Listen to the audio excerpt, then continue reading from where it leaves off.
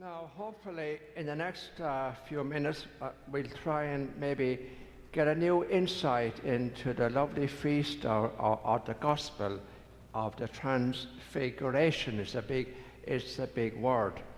And so we just maybe go through some of the text. And the first thing we hear is that Jesus goes up a high mountain.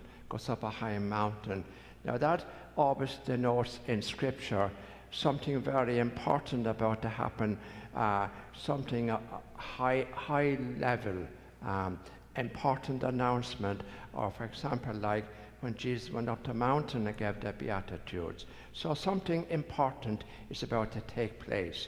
And then we're told he takes 3 apostles with him, but he had 12.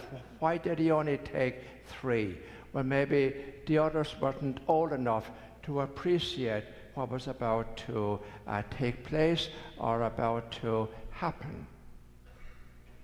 And then we're told, while he was up there, his clothes became dazzlingly white. And white, we know now from the science of colour, is a combination of all colours. So nothing is excluded. That happens to be a very important point in the gospel this morning. The combination of all things, nothing to be totally rejected, so to speak. And it was so white, it became as light. And then we're told, now, you've got to go back for a moment and remember, in the time of Jesus, most people, did not know how to read or write. And so the message was conveyed through storytelling and image. So I want you now to create an image in your mind. Jesus standing on the mountain in the middle, and on one side was Moses and the other side was Elijah. And Moses represented, he was the first of all the leaders of Israel. He represented law and order. He was the one that brought down the 10 Commandments. He represented law and order. And on the other side, Elijah was the archetypal Jewish prophet. The archetypal Jewish prophet. And he was a prophet. He critiqued law and order in order to apply it. So in the middle you had truth, and Elijah was, so to speak, critiquing the truth. Now, how does that apply to us here? Well, Jesus then, you might say, was, for the use of a better word, was the synthesis between the two. So he was the combination of law and order and criticism of the law. So Jesus in the middle was truth, wisdom, compassion, forgiveness. So let's look a little bit more at that. While it's good to have law and order, and it's good to have a critique of the law and order, we cannot always reach the ideal. We cannot, sometimes the law has to be refined a little bit, or we find, we're all weak, we're all human, so we can't always keep all the laws and orders, all the commandments, so to speak. And on the other side, we have Elijah, who's like a judge. He looks at the two sides and works out, a middle course as to arrive at the truth. Now, Jesus was in the middle between order and disorder, and to arrive at the truth takes time. It's often, you go a different kind of road, and it requires not knee-jerk reactions. It requires thought. It requires being very truthful. And so giving knee-jerk reactions to something or yelling off the top of your head never achieves anything. So, but to achieve the middle stance requires wisdom.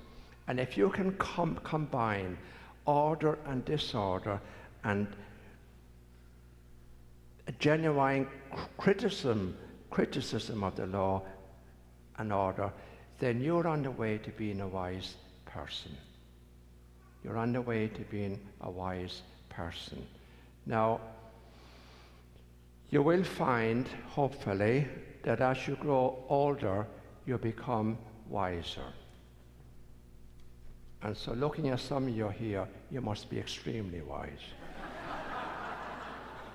I wasn't looking at anybody in particular, but anyhow, ignore that remark. And there's an old Irish saying, and it's very, very, very true. You can't put an old head on a young shoulder. Isn't that very, very true? And it's got to be, a gentle, compassionate, considered administering the law. So it means not throwing away or totally disbanding the old order, law and order, or going totally to the other side where anything goes. That's not right. It's the middle course. And so for example, many people get married with the best of intentions, and you find it doesn't work out. And so I presume many, I don't know how many, but I presume some of you sitting here are in a second marriage. Does that make you bad? Of course not. It doesn't make you bad. But we respect the indissolubility of marriage, and we also respect that for some people it becomes impossible because of one partner or the other. So you've got to be, and in the middle we have, the combination of law and order and disorder, order and disorder. Now, when the apostles see this, Peter immediately jumps up and he says, let's make 3 tents here. So right away, he's into division. He can't see the synthesis or the combination. So he wants to divide it. And that's the way the human mind works, either or. Well, it's never either or black or white. It's always in the middle. And that takes time. So that's why I say, normally you won't find wisdom in young people. It takes time to gestate. As you grow older, hopefully you become wiser. Maybe some people never become wise. Well, that's another thing. But hopefully, as you grow older, you become wiser. You begin to see things in a totally different way. And finally, he says to the apostles on the way down, don't tell anybody what you have seen. Because, you've got to take time.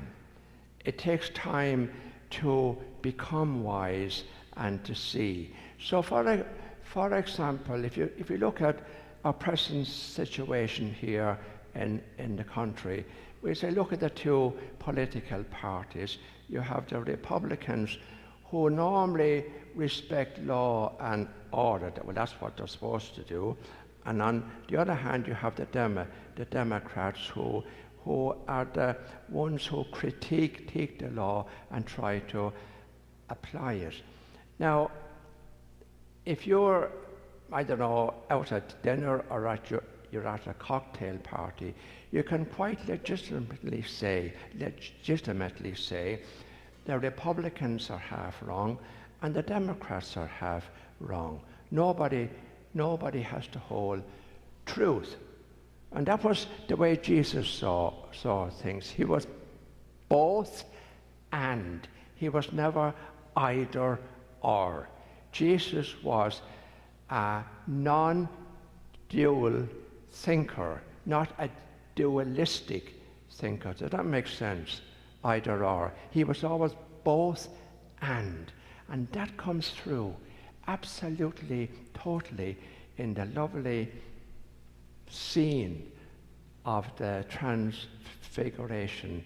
And when you look at it from that point of view, so you can look at any person. No person is totally bad, and no person is totally good.